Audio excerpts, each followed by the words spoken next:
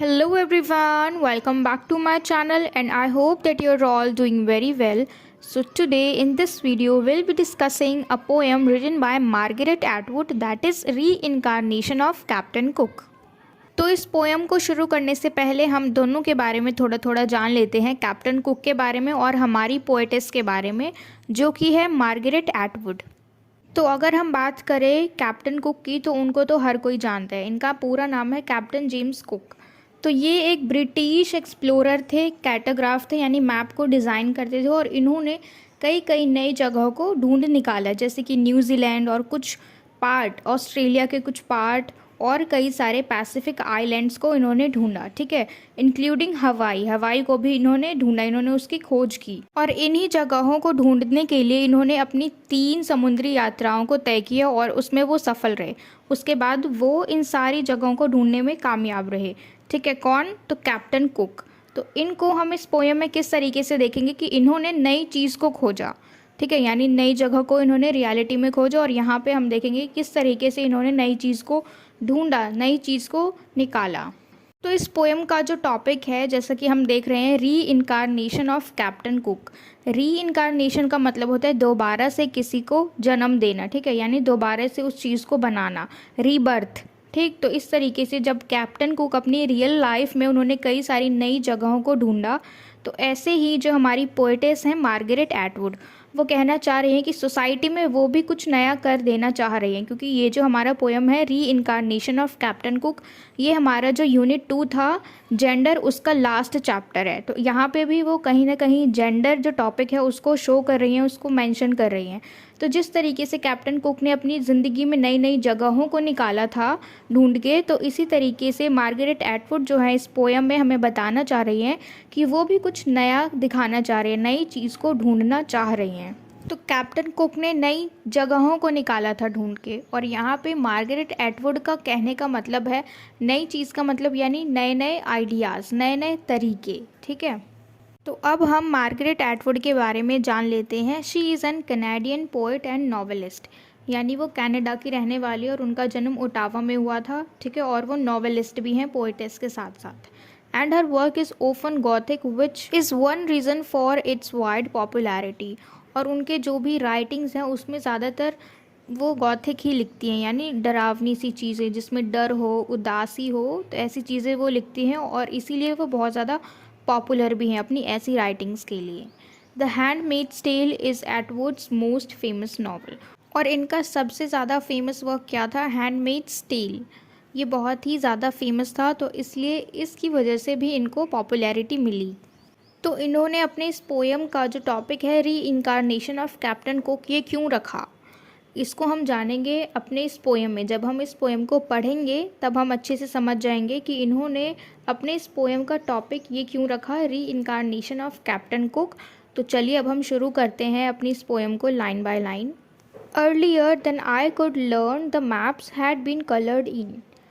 कि मैं मैप्स को पढ़ पाती, समझ पाती, उससे पहले ही जो मैप्स हैं उसमें कलर कर दिए गए थे। अब यहाँ पे कलर कर देने का क्या मतलब है कि पहले ही उस जगह को ढूंढ दिया जाता था, ठीक है। जब भी कोई चीज़, जब भी कोई जगह मिल जाती थी तो हम अलग अलग जगहों को देखने के लिए उसमें अलग अलग कर देते थे, ठीक है। जैसे कि मैप में बहुत सारे जगह हैं, ठीक है, बहुत सारे स्टेट्स हैं, तो उन सब में हमने अलग अलग कलर कर दिए ताकि हम इजीली उनको पहचान सके, जान सके। तो इसलिए यहाँ पे हमारी पोएटेस क्या कह रही हैं कि मैं किसी जगह को जाके ढूंढती, उससे पहले ही मैप्स में कलर हो चुके थे, यानी उनसे पहले ही किसी और ने उस जगह को ढूंढ लिया था और इसलिए अब वो मैप में मैंशनड है और उसमें कलर हो रखा है, यानी कोई और उसको उनसे पहले ढूंढ चुका है। When I pleaded, the kings told me nothing was left to explore। और जब मैंने किंग से रिक्वेस्ट की तो उन्होंने बोला कि अब कुछ बचा ही नहीं है ढूंढ निकालने को, कुछ खोजने को बचा ही नहीं है। अब यहाँ पे किंग्स किसके लिए मेंशन किया गया है कि जब मार्गरेट एटवुड थी तो उनके टाइम में कोई भी राजाओं का शासन नहीं था, तो फिर इन्होंने किंग्स किसके लिए बोला है? वहाँ की पेट्रियार्कल सोसाइटी के लिए, वहाँ के पुरुषों के लिए। अब किंग इसलिए बोले क्योंकि वो लोग अपनी चलाते थे, ठीक है, वो जो पूरी सोसाइटी थी वो मेल डोमिनेटेड थी, तो इसलिए इन्होंने वहाँ के पुरुषों से पूछा तो उन्होंने क्या कहा कि अब कुछ बचा ही नहीं है जिसको तुम खोजोगी, जिसको तुम ढूंढोगी, ठीक है। तो वहाँ के किंग्स यानी वहाँ के पुरुष। I set out anyway, but everywhere I went there were historians wearing wreaths and fake teeth belts, or in the desert canners and tourists. अब इन्होंने क्या कहा कि वहाँ के जो किंग थे यानी वहाँ के जो पुरुष थे उन्होंने तो मना कर दिया कि जानने से। क्या कहा कि अब तो कुछ बचा ही नहीं, nothing is left to explore, कि कुछ भी ढूंढने को कुछ भी खोजने को बचा ही नहीं है। पर इन्होंने क्या किया, आई सेट आउट एनीवे, फिर भी वो निकल पड़ी खोजने के लिए। और उन्होंने क्या देखा कि जहाँ भी वो गई वहाँ पे या तो हिस्टोरियंस थे जिन्होंने रेड्स पहन रखे थे, रेड्स का मतलब फूलों की मालाएं पहन रखी थी, फेक टीथ बेल्ट्स पहन रखे थे यानी वो जिस तरीके के बेल्ट पहनते हैं उस पे जानवरों के दांत वगैरह लटके हुए होते थे, और या फिर कैनर्स मिलते थे और वहाँ पे टूरिस्ट मिलते थे। यहाँ पे डेजर्ट में कैनर्स मिलने का मतलब है, कैनर्स को हम एक तरीके से कह सकते हैं टीला, ठीक है, जहाँ पे कोई अगर किसी की डेथ हो जाती है तो उसके लिए वहाँ पे एक टीला बनाया जाता है उसके नाम से। तो इनका कहने का मतलब है कि जहाँ पे भी वो गई उससे पहले वहाँ पर कोई ना कोई आ रखा था। हिस्टोरियंस थे जिन्होंने मालाएं पहन रखी थी और उन्होंने अपने कमर में बेल्ट पहन रखा था जिसके ऊपर एनिमल्स के दांत लगे हुए थे, और डेजर्ट्स में कैनर्स थे यानी पहले ही सब कुछ हो चुका था जहाँ जहाँ वो पहुँची। Even the caves had candle stubs, inscriptions quickly scribbled in darkness. अब देखो क्या कह रहे हैं, यहाँ तक कि गुफाओं के अंदर भी जब वो गई तो वहाँ पे भी उन्होंने कैंडल स्टब्स देखे। कैंडल स्टब्स का क्या मतलब होता है, जब हम मोमबत्ती को जलाते हैं तो जलते जलते जब नीचे का आखिरी हिस्सा बच जाता है वो तो नहीं जलता, तो स्टब्स हम उसी को कहते हैं जो सबसे नीचे वाला आखिरी हिस्सा बच जाता है मोमबत्ती के बुझ जाने के बाद। तो वहाँ पे वो चीज़ें रखी हुई थी, inscriptions quickly scribbled in darkness, और वहाँ पे कुछ कुछ चीज़ें लिखी हुई थी गुफाओं के अंदर स्क्रिबल करके, जो हम लिखते हैं ना डार्क डार्क, कुछ भी लिखा हुआ था वहाँ पे। इसका क्या मतलब है कि गुफाओं के अंदर भी मतलब कोई ना कोई जा रखा था उनसे पहले, ठीक है। जब वो इससे पहले कहीं और गई थी तो वहाँ पे हिस्टोरियंस थे। अब ये कह रहे हैं कि जब मैं गुफाओं में गई तो वहाँ पे भी कुछ लोग उनसे पहले वहाँ पहुँच गए थे, और इस बात का सबूत क्या है, कैंडल स्टब्स और inscriptions quickly scribbled in darkness. ये सब कुछ वहाँ पे नज़र आ रहा था कि उनसे पहले उस गुफा में कोई आ रखा है। I could never arrive always the names got there before. और वो क्या कह रहे हैं कि मैं कभी भी टाइम से पहुंची ही नहीं, मुझसे पहले कोई ना कोई वहाँ चला ही गया और वहाँ पे अपने कुछ नामो निशान छोड़ कर ही गया, ठीक है। उनके जाने से पहले वहाँ कोई ना कोई आ रखा था पहले से ही। Now I am old, I know my mistake was acknowledging of maps, the eyes raised tired monuments. अब ये जो कुछ लाइंस है ये इस पूरे पोएम का सेंट्रल थीम हमें प्रेजेंट कर रही है, तो ये लाइंस बहुत ही ज़्यादा इंपॉर्टेंट है, ठीक है। इन लाइंस का मतलब है कि पोएटेस जो है वो अब मान चुकी हैं कि वो ओल्ड हो गई है, यानी वो एजेड हो गई है, और वो कह रही है कि आई नो माई मिस्टेक, ठीक है, कि क्या थी उनकी गलती, उन सारी चीज़ों को मान लेना जो कि किंग्स उनसे कह रहे थे। किंग्स कौन, पुरुष, ठीक है, जो सोसाइटी है वो।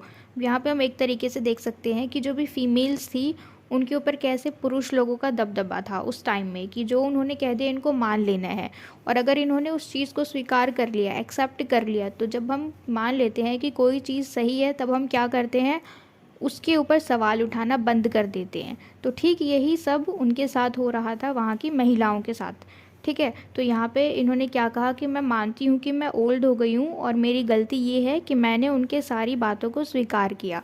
उन्होंने क्या कहा था कि there is nothing left to explore, कि अब कुछ भी नहीं बचा है ढूंढने के लिए, ठीक है। पर फिर भी वो निकल गई उन सारी जगहों को ढूंढने के लिए, और उन्होंने क्या पाया कि कोई और उनसे पहले वहाँ पे पहुँच गए, ठीक है। The eyes raised tired monuments, और उनकी आंखों ने वो सारी चीज़ें जो देखी हैं, हिस्टोरियंस को देखे, और केव्स में जो भी कैंडल स्टब्स थे, जो भी सारी चीज़ें थी जिनसे उन्हें पता लगा कि वहाँ पे पहले ही कोई और पहुँच गया है।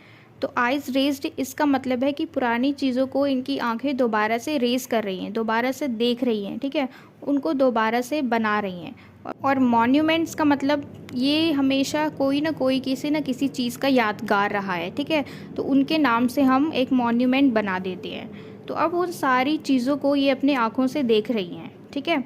नेक्स्ट हम चलते हैं, burn down the atlases, I shout to the park benches and go past the cenotaph waving a blank banner across the street beyond the corner into a land cleaned of geographies, its beach gleaming with arrows। अब finally poet जो है वो क्या कह रही हैं, burn down the एटलासेस, यानी ये जो सारे नक्शे हैं, ये जो मैप्स हैं, इन सब में आग लगा दो। I shout to the park benches, ऐसा कहते हुए वो चिल्लाई पार्क बेंचेस पे, यानी कोई नॉन लिविंग थिंग ठीक है, उनके ऊपर चिल्लाई और वहाँ से वो चली गई। पास्ट इनटू द सेनोटाफ, कहाँ पे? स्तंभ पे, जहाँ पे हम, सेनोटाफ का मतलब होता है एक तरीके से कब्र, जहाँ पे कोई इंसान की कब्र हो तो वो वहाँ पे चली गई। Waving a blank banner, cenotaph basically उन लोगों के लिए बनाया जाता है जिनको हम मरने के बाद इज्जत देते हैं, ठीक है, उनका स्तंभ बना के उनके स्तंभ पे हम उनका नाम लिख देते हैं, तो इसको हम कहते हैं एक तरीके से उनको इज्जत देना।